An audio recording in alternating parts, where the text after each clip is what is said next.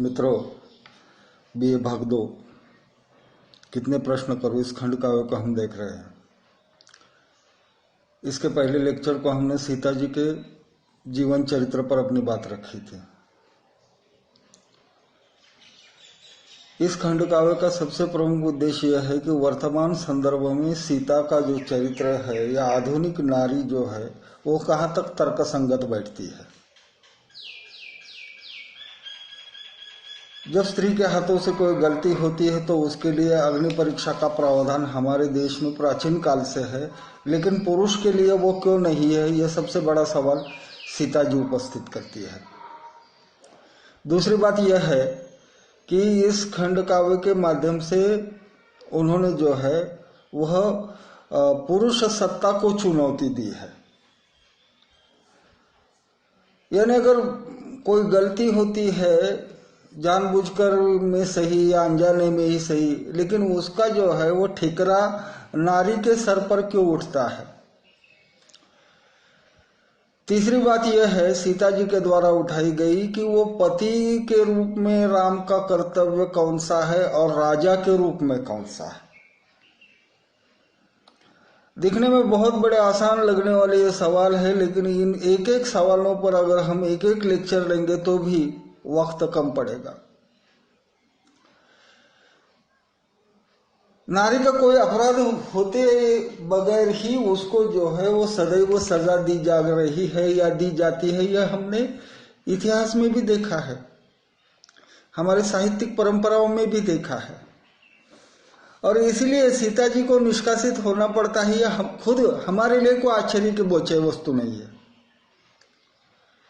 तो ये पहली बात हुई। अब जो दूसरी बात है कि राजा बड़ा है या पति बड़ा है, राजा का कर्तव्य बड़ा है या पति का कर्तव्य बड़ा है। निसंशय राजा से पति बड़ा है, इसके प्रति स्वयं हमारे मन में भी कोई दो राय नहीं है। लेकिन सीता के पति राम केवल राम या उसके वैयक्तिक पति नहीं थे, वे अयोध्या के सम्राट थे। और अयोध्या के सम्राट होने के नाते ये उनका ये परम कर्तव्य बनता था कि अगर अपनी पत्नी पर कोई उंगली उठाता है तो उस अपराध की जांच करना और उस पर निर्णय देना। लेकिन बड़ी मजेदार बात यह होती है कि राम कोई निर्णय ही नहीं लेते, सीधा सीता जी को निष्कासित करके वापस छोड़ देते हैं और वो भी जिम्मा अपने छोटे भाई के कांधों पर रखते हैं। यानी एक राजा के रूप में राम ने जो किया है वह भी कितना तर्कसंगत है, इस पर भी हमें सोचना है। अब रही बात उनके पति होने की, तो जैसा कि सीता जी के चरित्र चित्रण करते समय ही हमने कहा था कि राम चाहे तो दूसरा विवाह कर सकते थे, लेकिन उन्होंने ऐसा नहीं किया।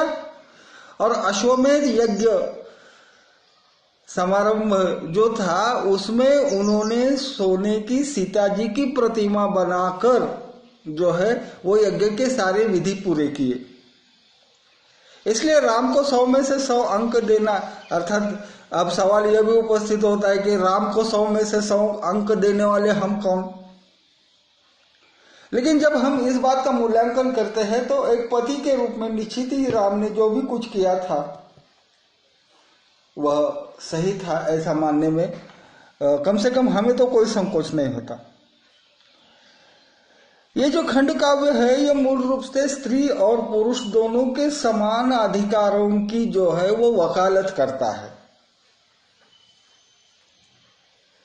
और इसलिए जब अंत में फिर एक बार सीता जी को कहा जाता है कि अग्नि परीक्षा दे दो, तब वह अग्नि परीक्षा नहीं देती।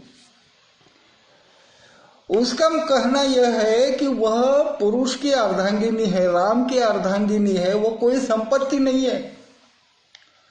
आगे चलकर द्वापर में भी इसी बात पर प्रश्न चिन्ह उपस्थित करती है द्रौपदी युधिष्ठिर के सामने कि द्रौपदी को दांव पर लगाने का युधिष्ठिर को अधिकार था कि नहीं।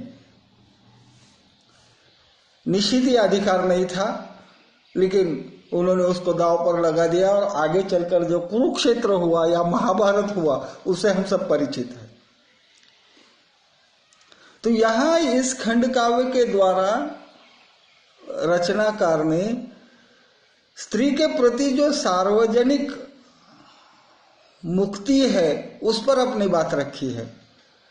आमतौर पर हम यही देखा करते हैं कि स्त्री को जो है वह दासी माना जाता है, लेकिन इस खंड काव्य के द्वारा जो है वो ममता कालिया ने स्त्री का चित्रण एक ऐसे मानवीय रूप में किया है कि जो यह बताता है कि स्त्री भी मनुष्य है और उसे भी जो है वो पुरुष जैसे या पुरुष की तरह अधिकार है और होनी चाहिए, और इन अधिकारों का उपयोग करते हुए अंत में सीता जो है वो राम के साथ नहीं जाती।